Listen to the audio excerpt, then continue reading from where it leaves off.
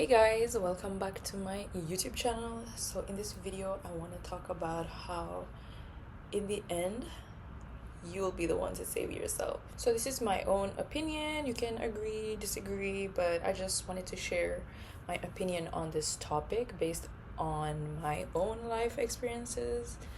And if it can help one person, then I've done my job. So what I mean when I say that you'll be the one to save yourself is whatever that you're going through right now that is hindering your life in a negative way, don't wait for people to come and help you, and also don't sit and wait for things to change and get better on their own.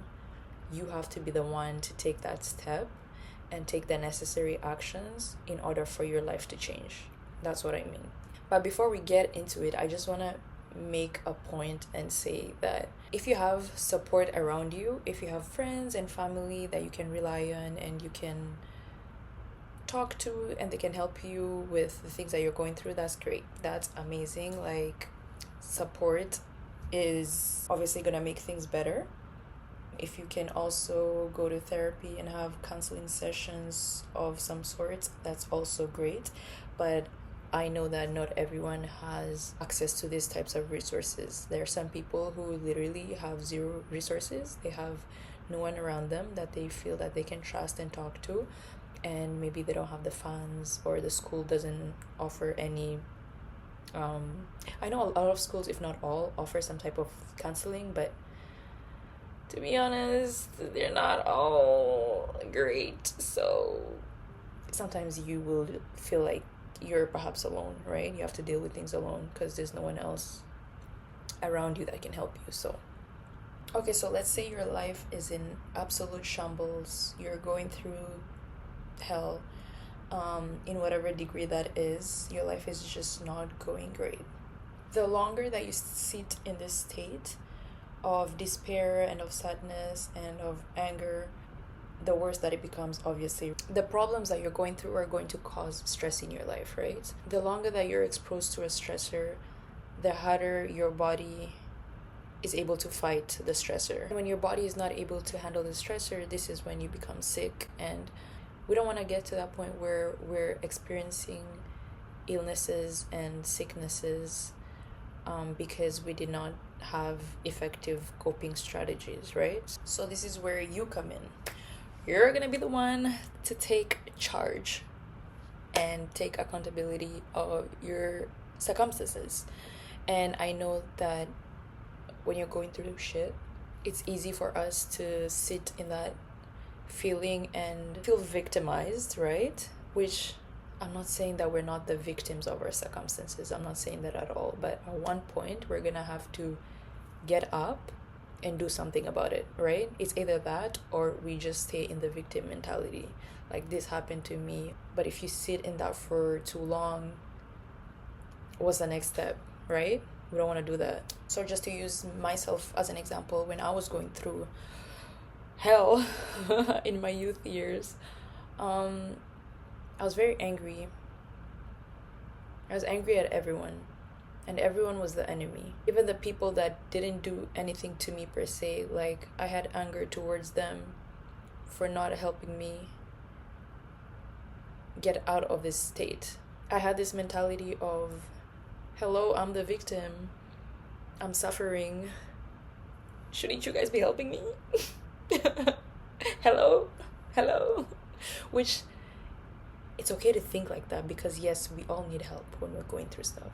But when we start sitting in that mindset for too long, we can start feeling powerless. And we give our power to other people. So it's like, I can't help myself, therefore I'm going to wait for someone else to help me. But if you keep staying there and waiting for people to come and help you, what if they don't come? Because that's a very high probability. The help that you need, you're going to have to give it to yourself at a certain point. And I feel like that's a very heavy load to carry. Because when you're going through shit, sometimes you don't even have the strength to get out of bed and do the basic stuff. Like, I remember when I was going through shit, I didn't want to go to school. Nothing was happening in school, but I just literally didn't have the strength. So if you don't even have the strength to get up and continue on with your life, it's like, how do you expect yourself to be able to have the strength to help yourself, right? Like, I get it.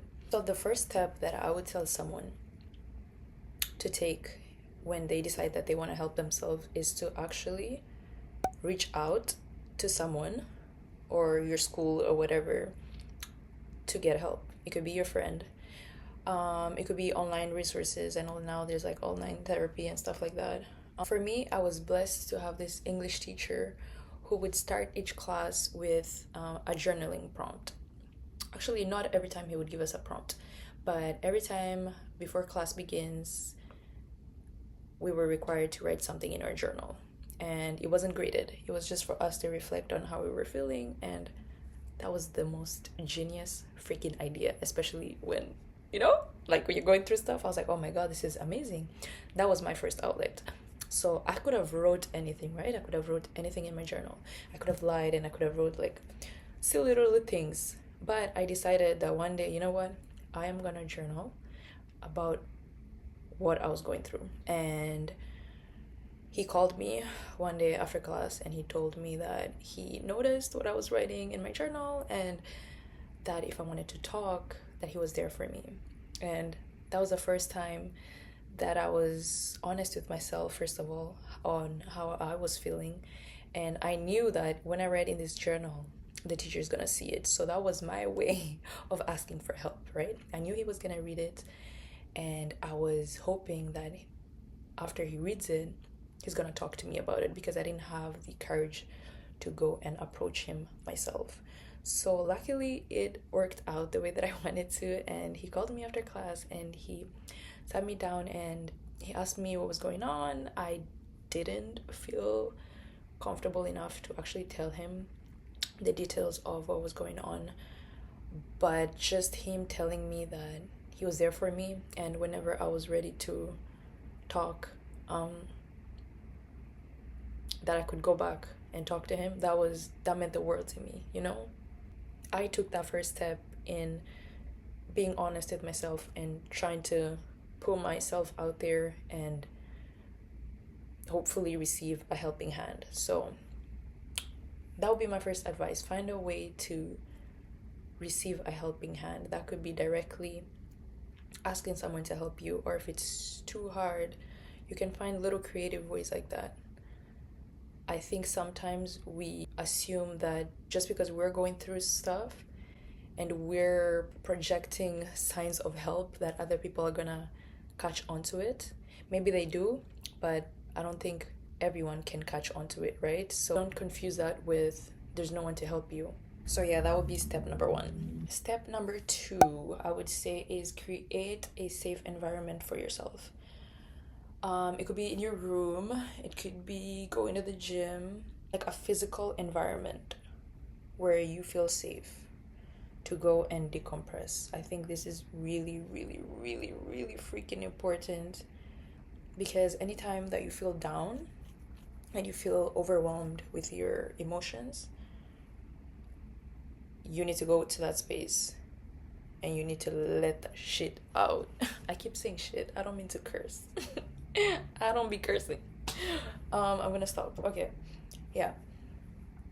Find a space where you can go and just let everything out. And when I say let everything out, like, I'm gonna need you to cry. I'm gonna need you to cry. Like, crying is so healing. So healing. So healing. So please cry it out. And it's an outlet, like literally, like crying will make you feel better because you're releasing pent up emotions. So don't be afraid to cry. This is your safe space. So probably if it's in the gym, you don't want to be crying because people are gonna because I said the gym can be a safe space, but the gym could be like an outlet. Like you go and you work out and you release everything that you're feeling, because movement is also helpful. So yeah, movement is helpful, crying is helpful, You can do things that make you happy. Like, I don't know, there are people who like watching anime, watching cartoon, playing video games. Like, do things that regulate you, things that bring you back to yourself, you know? Get out of your head and come back to self. Do things that make you happy, even if it's for 30 minutes. That's really important. For me, it was being outside. I loved going bike riding, skateboarding when I was like a teenager. So for me, it would be with my friends. To be with my friends was very healing for me. It filled me with love, and in that moment, I forgot what I was going through.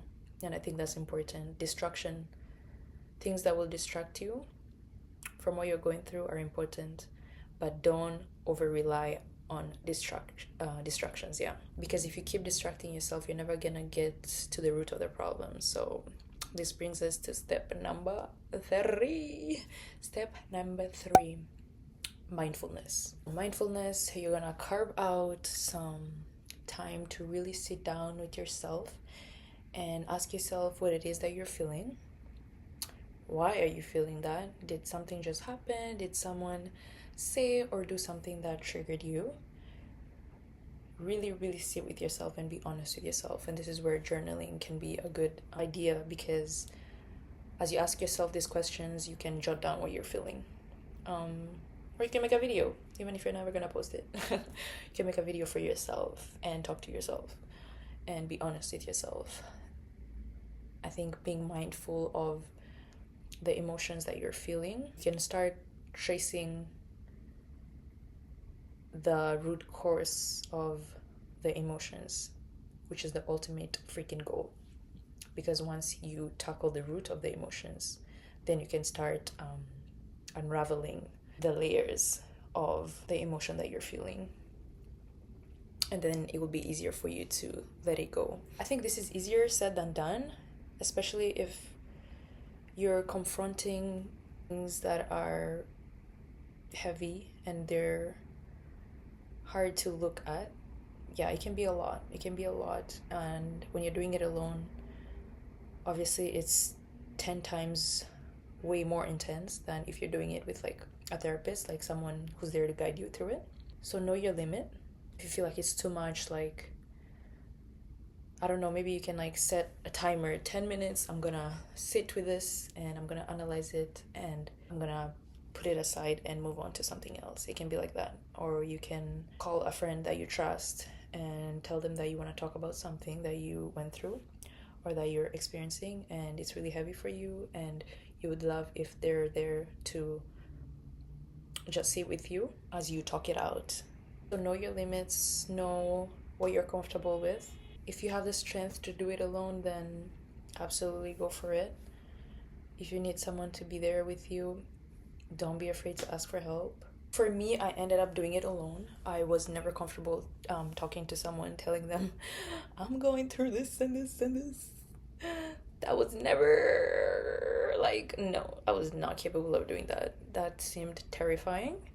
Although deep down I wanted that. Like, deep down, I wanted to talk to someone, like an adult, because I was a teenager.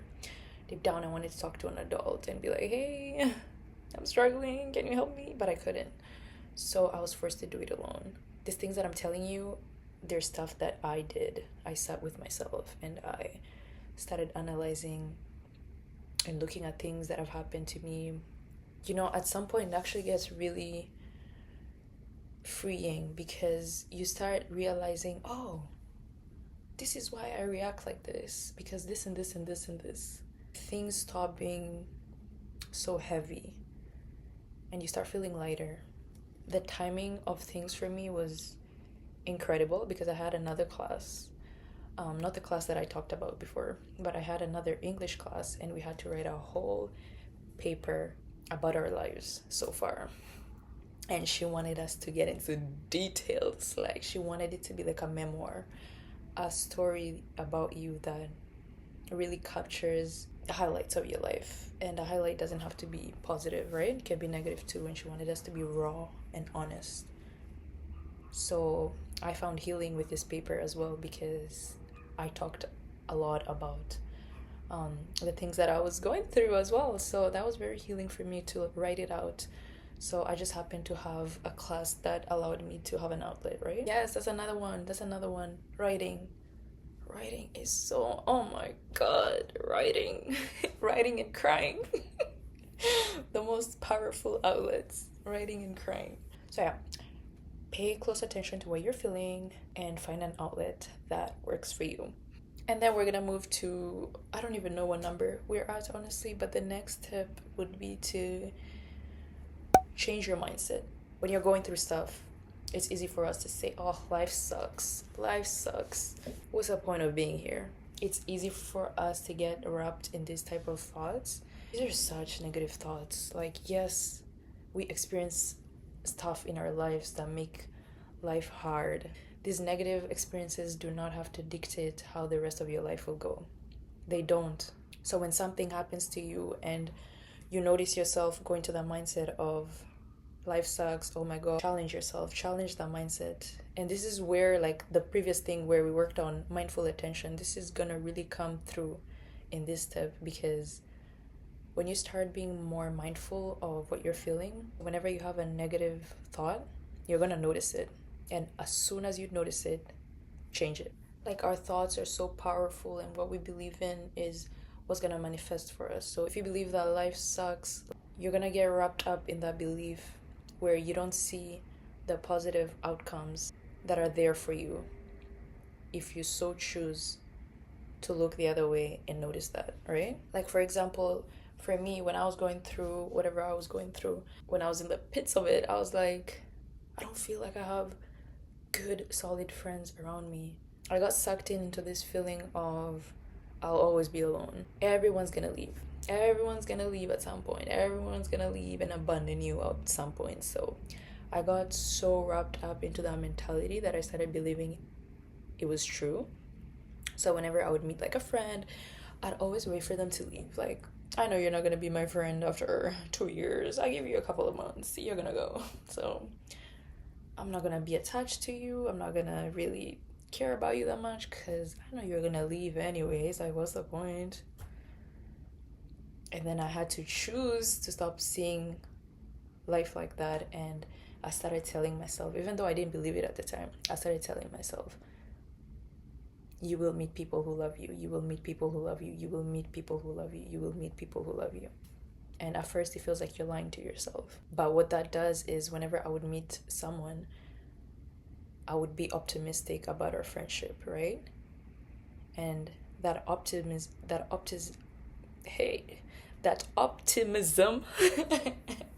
carried me through, because I started nurturing the connections that I had in my life that I thought was worth it, and I started noticing the connections that started nurturing me too. And whoever didn't appreciate me in their life, I would just cut them off. But I didn't continue with the narrative of, oh, just because you're not being a good friend, that means that everyone else is like this. I was like, nope, I'm not gonna think that. Just because this person acts this way doesn't mean that everyone else is gonna act that way. And by doing that, I started meeting people who actually freaking loved me and that I loved, and all of a sudden I'm like, oh my God, not everyone leaves. Not everyone's gonna abandon you. There are people who are gonna cherish you and they're gonna appreciate you, and life doesn't suck after all. Like, that's just an example, you see? So all of these things, the common thread is you have to choose to get out of that hole that you're in. If you're going through stuff right now, you're gonna have to help yourself, okay? You will find and meet people along the way that will help you further along this healing journey. But until then, just make that choice for yourself and remember how powerful you are. Don't underestimate yourself.